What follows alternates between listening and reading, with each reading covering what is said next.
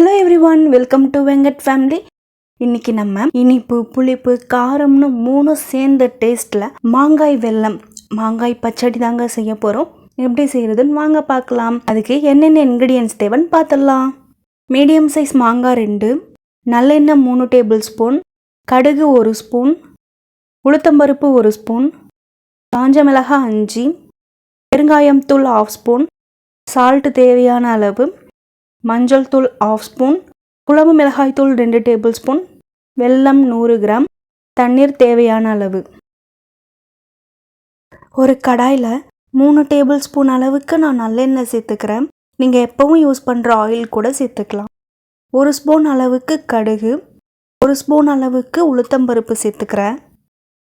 இது எல்லாம் நல்லா பொரியணும். நல்லெண்ணெய் சேர்த்தா பச்சடி ரொம்ப டேஸ்ட்டாக இருக்கும். இதெல்லாம் நல்லா பொரிஞ்சிருச்சு. இப்போ நான் காஞ்ச மிளகாய் 5 சேர்த்துக்கிறேன். அடுத்து மீடியம் சைஸ் மாங்காய் 2 நல்லா வாஷ் பண்ணிவிட்டு இது போல் சின்ன சின்னதாக கட் பண்ணி எடுத்துருக்கேன். இதை சேர்த்துக்கிறேன்.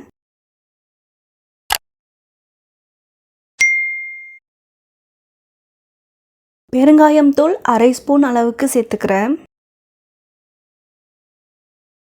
சீக்கிரமாக வதங்கிறதுக்காக உப்பு சேர்த்துக்கலாம். உப்பு தேவையான அளவு சேர்த்துக்கோங்க. இது நல்லா வதங்கட்டும். இது வேகிறதுக்கு தேவையான அளவு தண்ணி சேர்த்துக்கோங்க.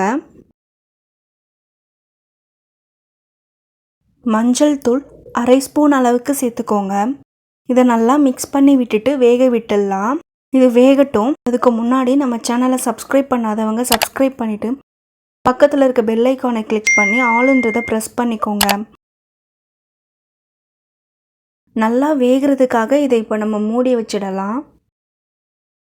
நல்லா வேகிறதுக்குள்ள 100 கிராம் வெல்லத்தை ஒரு பாத்திரத்தில் சேர்த்துக்கோங்க. அது கரைகிறதுக்கு தேவையான அளவு தண்ணி சேர்த்துக்கோங்க. இதுக்கு பதம்லாம் எதுவும் கிடையாது. வெல்லம் நல்லா கரைஞ்சா மட்டும் போதும். ஏன்னா வெல்லத்தில் நிறைய மண் டஸ்ட்லாம் இருக்கும். அதெல்லாம் பிரித்து எடுக்கிறதுக்காக தான் நம்ம இது போல் செய்கிறோம். மாங்காய் இப்போ ஓரளவுக்கு நல்லா வெந்துடுச்சு. குழம்பு மிளகாய் தூள் நான் 2 டேபிள் ஸ்பூன் அளவுக்கு சேர்த்துக்கிறேன். உங்களுக்கு காரம் குறைவாக வேணும்னா நீங்கள் குறைவாக சேர்த்துக்கோங்க. ஆனால் இனிப்பு புளிப்பு காரம் இதெல்லாம் சமமாக இருந்தால் தான் இந்த பச்சடி டேஸ்ட்டாக இருக்கும். இப்போ நம்ம கரைச்சி வச்சுருந்த வெல்லம் தண்ணியை சேர்த்துடலாம். இது நல்லா திக்காக வர்ற வரைக்கும் வேக வைக்கணும். இப்போ மாங்காய் சீசன் தான் நடந்துட்டு இருக்கு. மாங்காய் இந்த டைமில் ரொம்பவே சீப்பாக கிடைக்கும். கிடைக்கும் போது வாங்கி மிஸ் பண்ணாமல் இது போல் செய்து சாப்பிட்டு பாருங்கள். ரொம்ப ரொம்ப டேஸ்ட்டாக இருக்கும். அதுலேயும் தயிர் சாதத்துக்கு சொல்லவே வேணாம், ரொம்ப சூப்பராக இருக்கும். அவ்வளோதாங்க, நம்மளுடைய வெல்லம் மாங்காய் பச்சடி ரெடி ஆயிடுச்சு. கண்டிப்பாக எல்லோரும் ட்ரை பண்ணி பாருங்கள். ஓகே ஃப்ரெண்ட்ஸ், நம்ம நெக்ஸ்ட் வீடியோவில் பார்க்கலாம். பாய்.